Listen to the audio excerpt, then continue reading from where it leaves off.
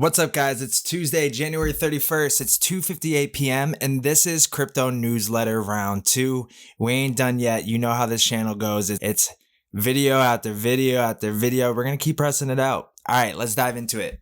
So first off, I just want to mention this because I had said that we took a stab at Floki. I mean, we're all in this at the end of the day to make some money, to put us in a better position for our future, for ourselves, for our families, and for those around us. I mean, I saw what happened in the last run with Shiba. I think Floki's next up. I'm just throwing a couple hundred at it and forgetting about it. Because Floki DAO has voted to burn 4.97 trillion Floki tokens in the Floki bridge and reduce the Floki transaction tax. And they're burning like legit $100 million worth of coins. This was back on the 26th. It was worth 54 million, but the price has gone up. And now we're seeing it's actually 100 million that they're going to be burning. And it's already overextended, but I don't even care if it drops all the way down here. I'm not expecting for this to fly 10x right now. I'm just throwing a couple hundred at it. I'll revisit it in a couple months here. And hopefully we're hit with a very nice surprise. So now let's dive into it for real. XRP lawyer scores crucial victory for Ripple and crypto.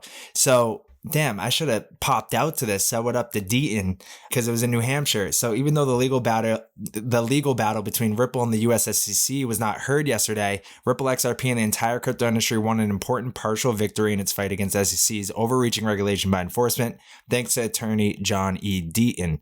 In yesterday's appeal hearing, the SEC sought an affirmation from the New Hampshire District Court judge issuing a broad, vague injunction against the sale of Library token, in which the token itself became a security, bringing secondary market sales under the SEC's jurisdiction.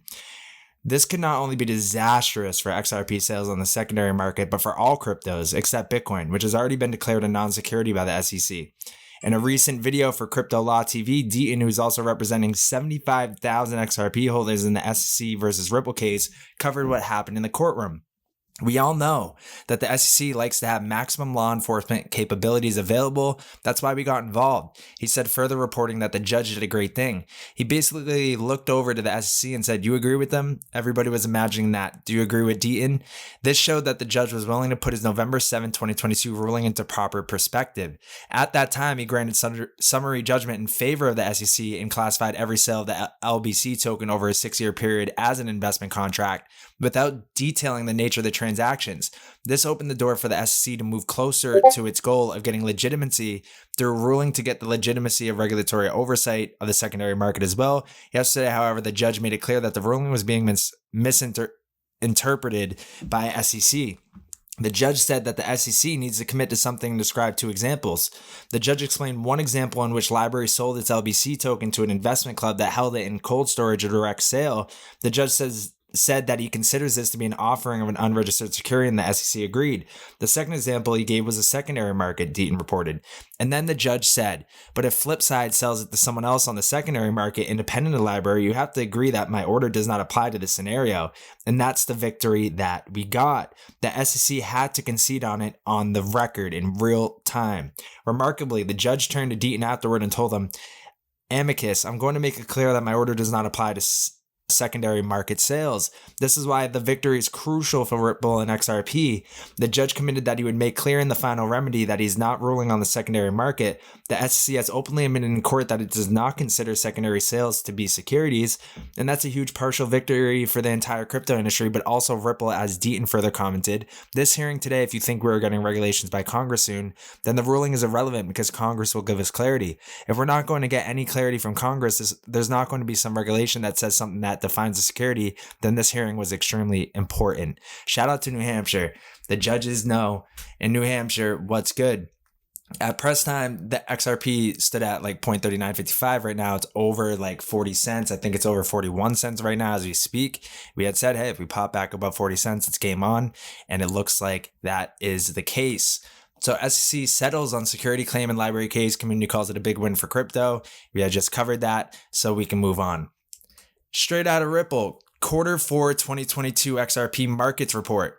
Ripple publishes the quarterly XRP Markets Report to voluntarily provide transparency and regular updates on the company's views on the state of crypto markets, including its quarterly XRP sales, relevant XRP-related announcements, and commentary on market developments over the previous quarter. As an XRP holder, Ripple believes proactive communication and transparency are part of being a responsible stakeholder. Moreover, Ripple urges others in the industry to build trust, foster open communication, and raise the bar industry-wide. Notable takeaways: on-demand liquidity. Ripple's crypto-enabled cross-border payment solution launched in France, Sweden, Africa, now available in 40 payout markets. Total XRP sales by Ripple net of purchases were 226.31 million versus 310.68 million the previous quarter.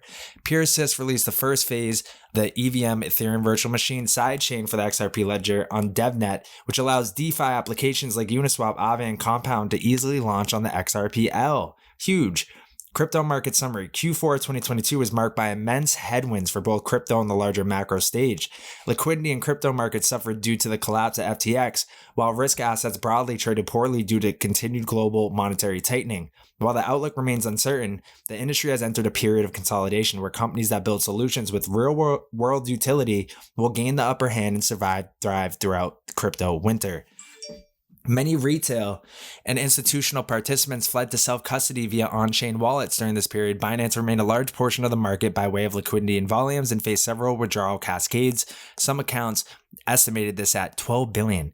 However, institutional treasuries, funds, and market makers that traditionally relied on centralized exchange liquidity sought new venues such as prime brokers, third-party custodians, and other credit underwriting parties in order to continue to trade and hold assets in a trustworthy and risk-managed manner. This shift requires exchanges to be far more transparent about their financial stability, and a sufficient reporting mechanism remains to be developed. While some exchanges provided proof of reserves, like we're over here providing proof of gains and proof of receipts, unfortunately those attestations often left more questions than answers due to insufficient disclosures. Market sentiment across all exchanges, whether audited or unaudited, is tied to questions of trust. As such, market participants have drastically reduced balances posted to exchanges, increased withdrawal frequency, and shortened horizons for most trading strategies, all culminating in a heavy drag on liquidity coupled with volatile prices. By the end of Q4 2022, XRP spot markets experienced a general downtrend by way of average daily volumes, currently at roughly 700 million, down from 1.1 billion in Q1 2022. This is consistent with crypto more broadly, where in the derivatives market, open interest for Bitcoin was down 15% from 30% in Q4, while open interest for ETH was surprisingly more resilient, down less than 10% from 25% in Q4. No single centralized exchange has benefited from this flight to self-custody, which underscores just how uncertain the landscape has become. While there were some decentralized exchanges that have capitalized on this migration, volumes still remain far below their bull market highs, down 50%. While the market will likely remain fragmented, the industry will see investment activity with a focus on improving core crypto primitives such as payments, custodial services, DEXs, and cross-chain user experiences. Global regulation. The collapse of FTX is putting pressure on regulators globally to perform greater due diligence and move towards providing regulatory guidelines to the industry. While several jurisdictions such as the UAE and UK, Switzerland, and Singapore have provided regulatory frameworks for crypto, the US continues to remain distantly behind. Regulatory clarity is required for the industry to grow sustainably and scalably, something Ripple has long advocated for. The SEC continues its campaign of regulation by enforcement without providing clarity to the market. Most recently, the SEC charged Genesis and Gemini with allegedly selling unregistered securities related to their yield products.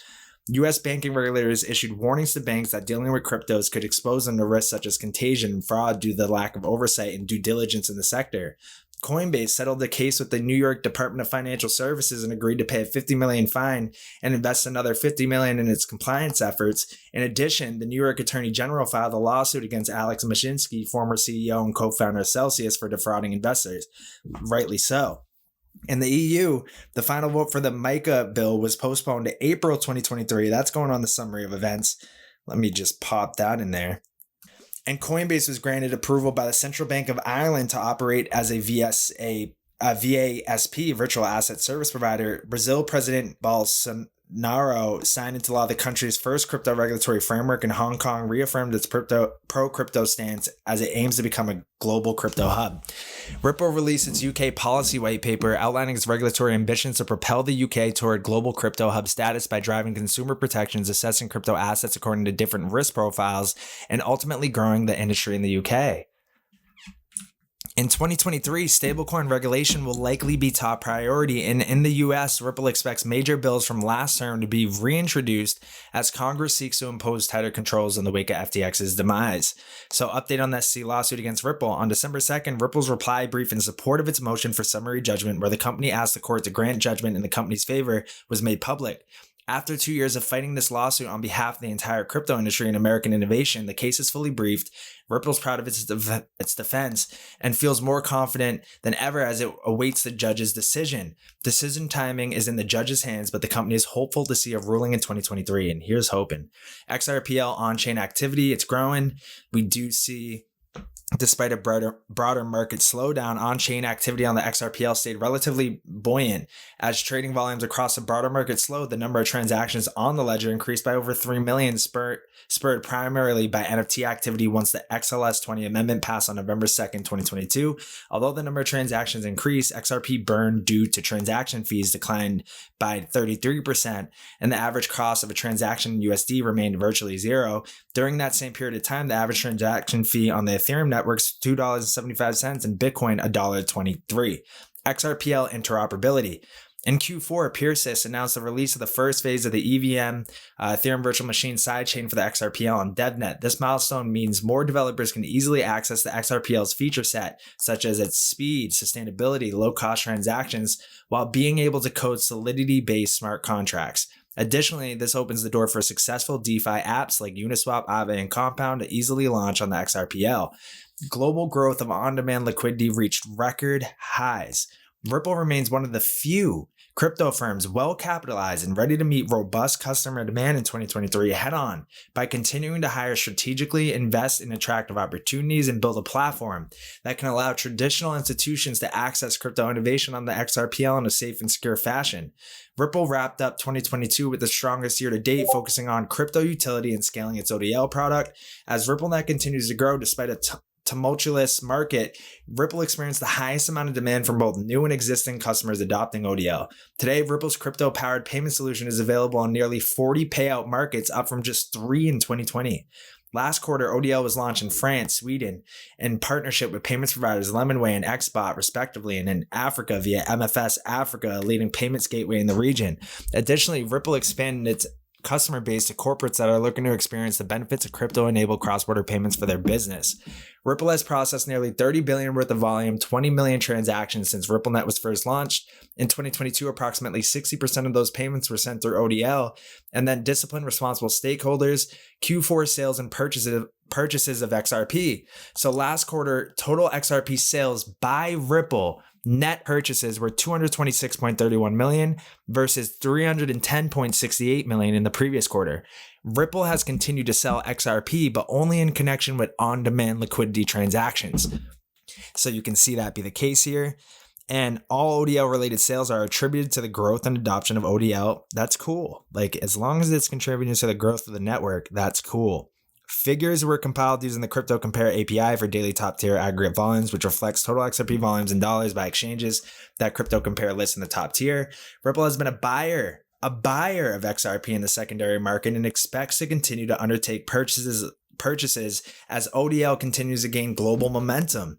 Total sales by Ripple net of purchases ended the quarter at 0.35% of global XRP volume, and leases. Certain wallets used for XRP sales also provided short-term leases to market makers and participants. This is worth noting, given they are often incorrectly interpreted by market participants as sales. XRP associated with leases are ultimately returned to Ripple, and the total amount of leases outstanding in Q4 2022 was 57.7 million XRP. And during Q4 2022, the price of XRP declined 30% along with the volumes, which declined 40%. And then escrow. So in 2022 Q4, 3 billion XRP were released out of escrow, 1 billion each month, in line with prior quarters in the official escrow arrangement. In total, 2.1 billion XRP were returned and subsequently put into new escrow contracts throughout the quarter. And then we had building with XRP ledger community. Time magazine names XRP Ledger project Best Innovation in 2022. Last year, the Colombian government's National Land Agency launched a national land registry on the XRP Ledger to store and authenticate Colombian property titles. Developed with PureSys, the registry recorded its first property in July, and Time magazine recognized this initiative as one of the best innovations in 2022.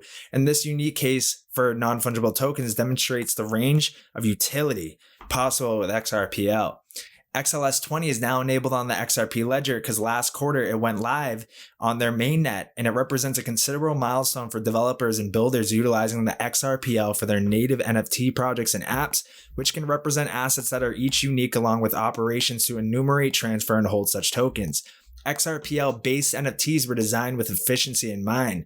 Significant transaction expenses are a fundamental problem for developers minting NFTs on other leading Layer 1 blockchain solutions. Gas fees can add hundreds of dollars to the final price of an NFT and vary based on the given network's user traffic and congestion. NFTs on the XRPL are also included.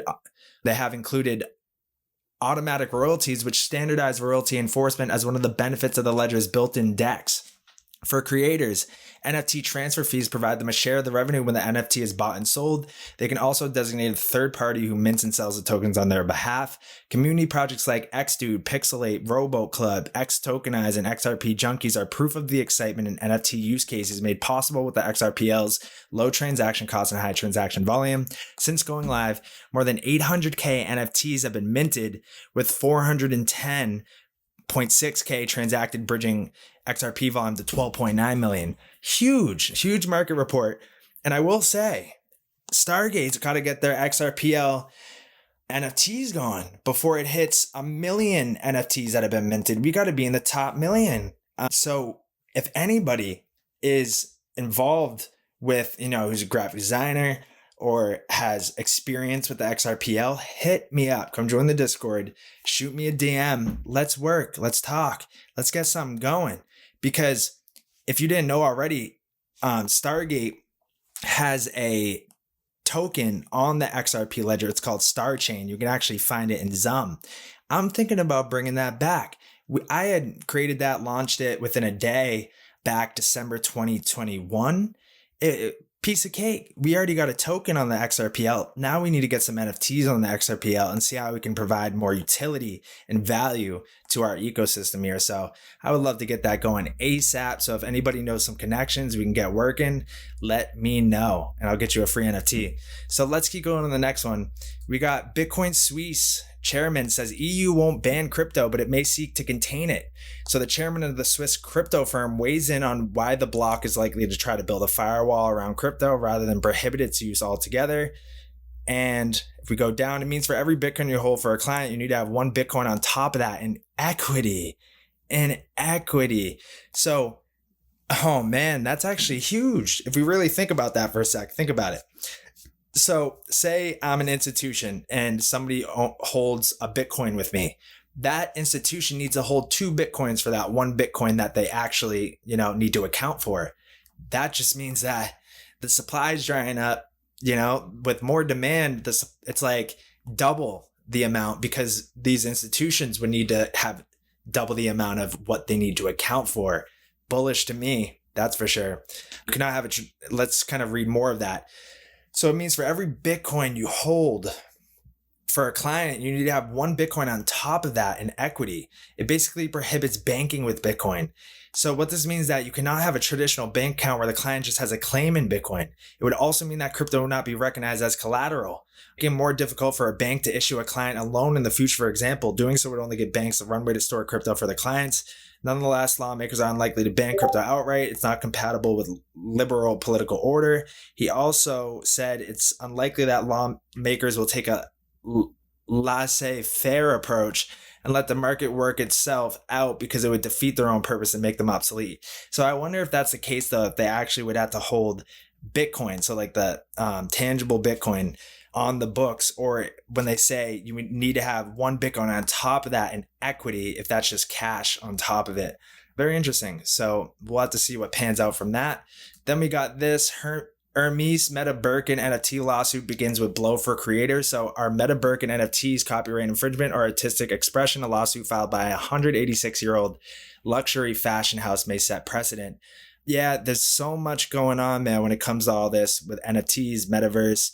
There's so many laws and regulations and things that are going to need to be changed and some clarity to be given because of all this stuff. I mean, you have these stupid old companies, trying to come at creators for maybe, they have a Hermes shirt in their NFT. And it's like, I mean, there needs to be some way of path the way forward here.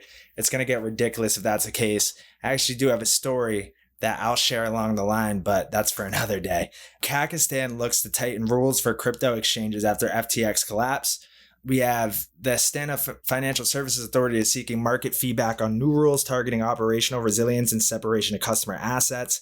Kazakhstan's crypto regulator has proposed new requirements for regulated digital asset exchange platforms targeting the segregation of customer assets and risk mitigation after the collapse of FTX. We're seeing published draft enhancements to a crypto exchange licensing framework digital asset trading facility for public feedback on Monday after the regulator noted its existing rules and ongoing supervision of crypto exchanges revealed contradictions, inefficient provisions, and uncertain definitions.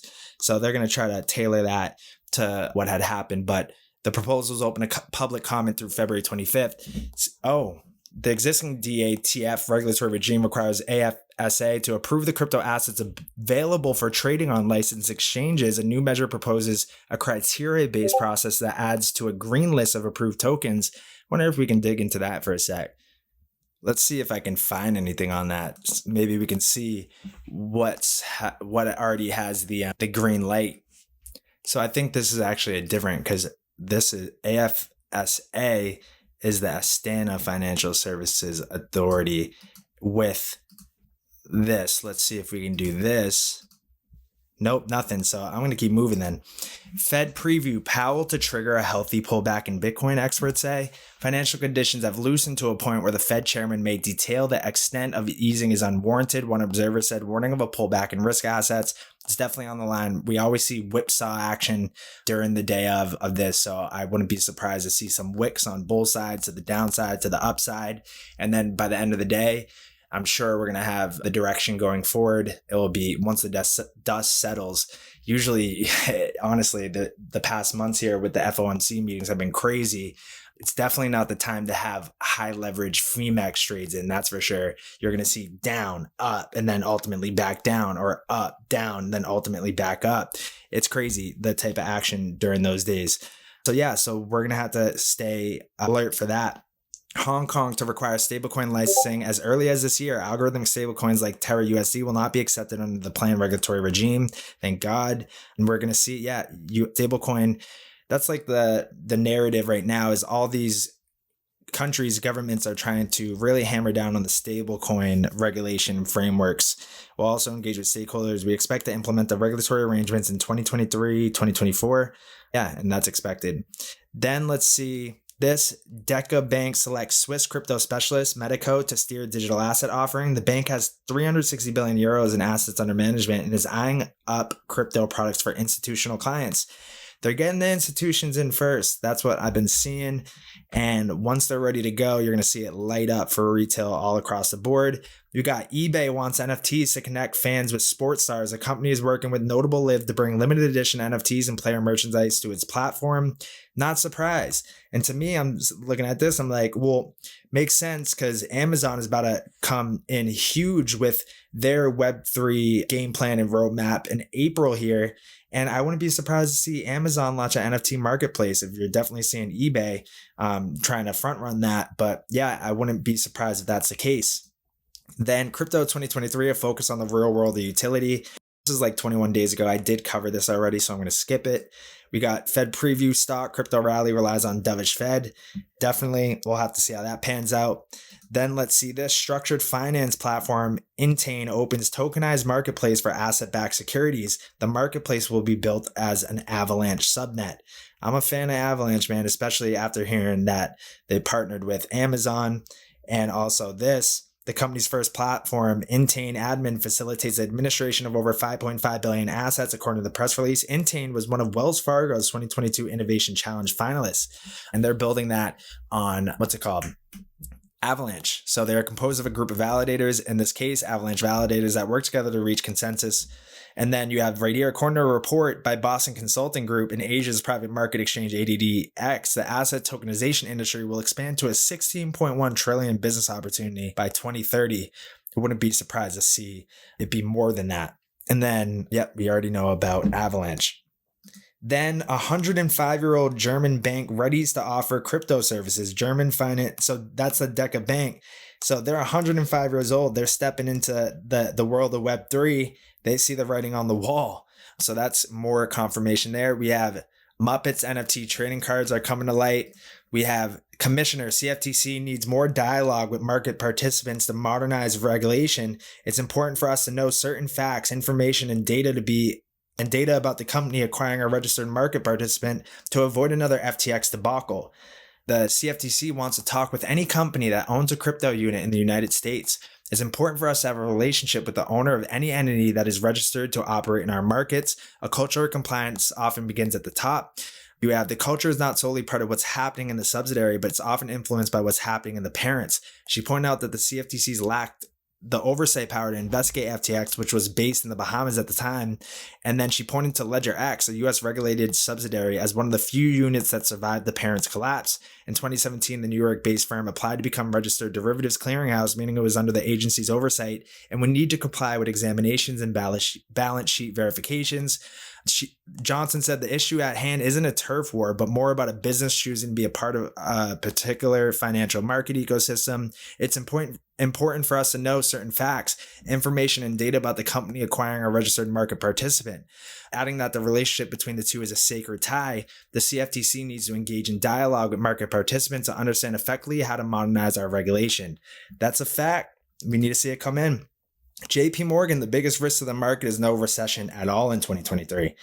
I would say that. I mean, that's what I talked about earlier in my first newsletter today, was that if there's no, like, everybody's expecting a recession, Great Depression. If we don't see one, that doesn't mean we're never going to have one. I think it's just kicking the can down the road, and it would be like a huge bubble, like the last end of the bubble.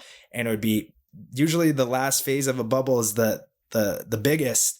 And it's very violent and aggressive, and it happens fast, and then it all comes crashing down. So that's why I was saying we could see a roaring 20s, 2023 to 2026, 2027 is just like, boom, we're back, baby. Like, even if the main economy isn't booming, you'll know that asset prices will be booming. And then all of a sudden it comes crashing down. And that would be the case. I mean, it either happened. That's why I said 2023 is the year that decides the next decade. We'll know this year how the rest of the decade is going to play out, and we'll be 2 steps ahead of that. So if you want to be 2 steps ahead, click subscribe, hit the notification bell, hit a like, hit a comment, show some love, and we'll show some love back. Come join the Discord too. I'll put the link in the bio. We know this. Head of institutional crypto at Fidelity, Chris Tyrer, has left his role after 4 years of leading various crypto projects. I wonder why. To mandate and set up and run the international business. He said he served as president. His team launched the company's crypto service, Fidelity Crypto, which went live for retail, a commission-free trading product that allowed retail investors to buy and sell Bitcoin and Ethereum on its platform. Before joining, he was head. So yeah, I mean, okay, he doesn't know what his future plans are, I guess. Okay, interesting. Maybe we got to get him over here at Stargate, build us some products. Maybe I'll hit him on LinkedIn. So what if Elon Musk is the Doge catcher? It would be too obvious in hindsight. Yeah, so there's all this talk about Twitter with payments and Doge, and the chart looks like it wants to break. So we could be in for another meme run, especially if the market's going to continue higher here. I do not mind capitalizing on that Floki Inu or whatever. Celsius executives allegedly praise internal efforts to boost Celsius's price, discussing how it led to people thinking the price of Cell is going to the moon. Ha ha ha. That's ridiculous. That's crazy. That I can't. People are weird, man. I mean, going the lengths to defraud people, do a Ponzi, laugh about it, and then just walk away scotch-free. It seems like it's just a joke. People are so weird. More and more brands are entering the Web3 space. Every brand will be a Web3 brand in the future, 100%. And wow, big names right there. I mean, we're talking hundreds of year-old companies putting the Web3 tattoo on their chest, walking around strutting it. Bitcoin want to see what's underneath here. That's that same level we laid out. That's a 786 we have out as our first level. We need to hold there, which is like 22,550. We break that. We have these lows here that we must hold. And then if we break that, we're talking at the very least 21,000 to 21,000 like 500. Then if we break that, we're coming straight down to 20K. Probably fill that gap that we have at 20K on the Bitcoin future chart. I think the pink Fibonacci moving average is around like 19,500. So this level right here is our key level to hold, because if we break that, the odds are getting likelier for a big correction to come in. But I think it would then ultimately lead up to the next leg of the rally for the new bull market. So Bank of America digital passport on the blockchain patent January 2023, this month. So they're trying to put a passport on the blockchain. So a digital passport. I mean, it's very well needed, but I see the implications of that. It's very well needed, but I see the implications of that. Bank of America digital passport on the blockchain patent. Let me click this. Verified data provenance, January 10th. So not too long ago. This might have to be a shorts video today. This is huge. It really is huge. We're seeing that be the case. I even saw like an Apple software update talking about how they're going to have like your driver's license and passport on there for their Apple wallet. The only way they could do that is with verifiable technology like blockchain, having that identity be put on the blockchain.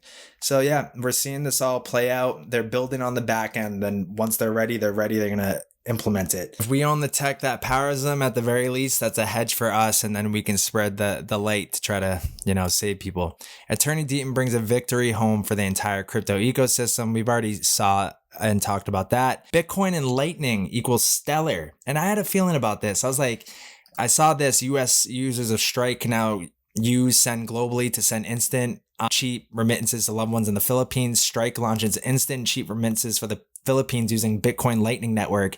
Just like, Bitcoin's so slow. I haven't used the Lightning Network, or maybe I have, but I still believe it would probably be way slower than something like XLM or XRP.